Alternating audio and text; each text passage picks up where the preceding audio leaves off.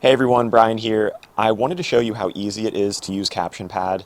The ease of use is probably one of the biggest things that made CaptionPad usable for my grandfather, where other solutions, other captioning solutions, sort of failed him. So I have CaptionPad right here, and I've mentioned in some of the other videos that there's only one single button needed by the hard of hearing person, your parent or grandparent, in order to operate this, and that's the on and off button.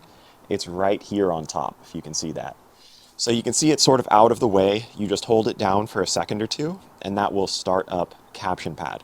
So I'll hold it here, and you can kind of see it boot up and see exactly the experience that your, again, parent, grandparent would see. But what basically happens is it launches right into the app, and there's no way to mess that up. There's nothing you can touch on here. I can touch anywhere. I can swipe. The only thing I can't do really is hold this button down again. That might turn it off. But otherwise, there's nothing you can do. And this button is intentionally sort of out of the way. If you were holding CaptionPad, you'd probably hold it like this, or you'd have it set up on a table on a nice little stand, but you wouldn't really be fiddling with this part of it. Now on the other side, there's the wireless microphone. In order to boot this up, again, same thing. You just hold down the on-off button for about a second or two. You'll see an indicator light come on the side of the microphone, and this will get started. I'll wait a couple of seconds, and you want to wait until you see CaptionPad give this notification that it's ready for you to start talking. As soon as that's ready, you can hold down one of the push to talk buttons, and it's as simple as that. You can start talking. So that's as easy as it is. This is a lot simpler than some iPhone apps. I know that you or I, the people watching this video likely, are more tech savvy. We've been using an iPhone for a decade, 2 decades. And so going between apps and if you accidentally swipe out, getting back into the right app is pretty easy.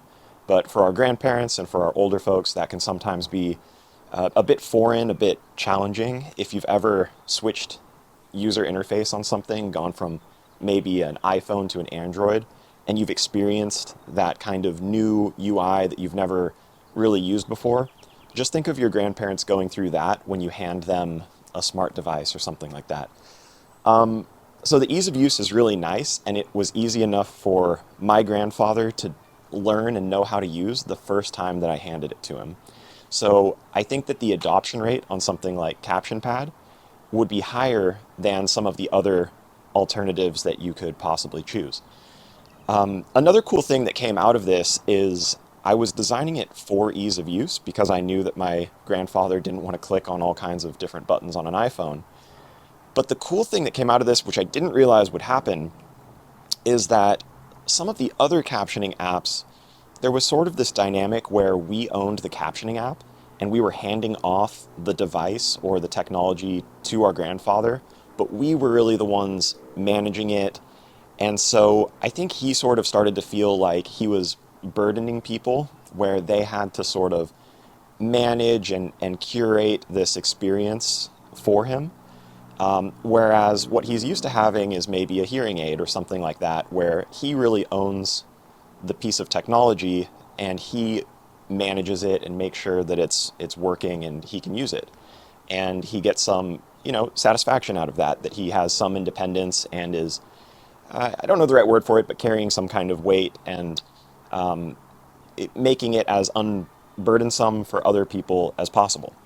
So the cool thing is that with CaptionPad, unlike some of the other technologies, my grandfather keeps it in his room, and he's the one who brings it to other people and turns on the device and hands them the microphone.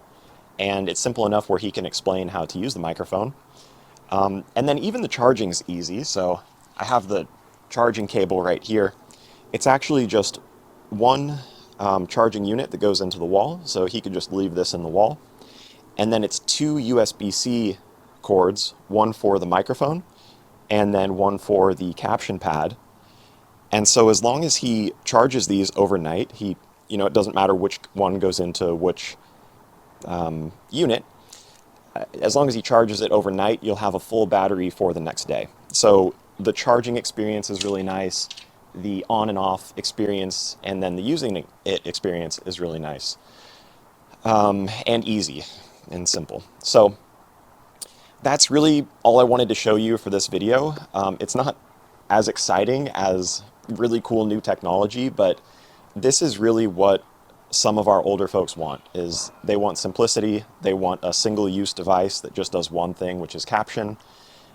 They don't really, a lot of people don't want to learn new intricate technologies when they're older. They just want something that works. They don't need all the bells and whistles.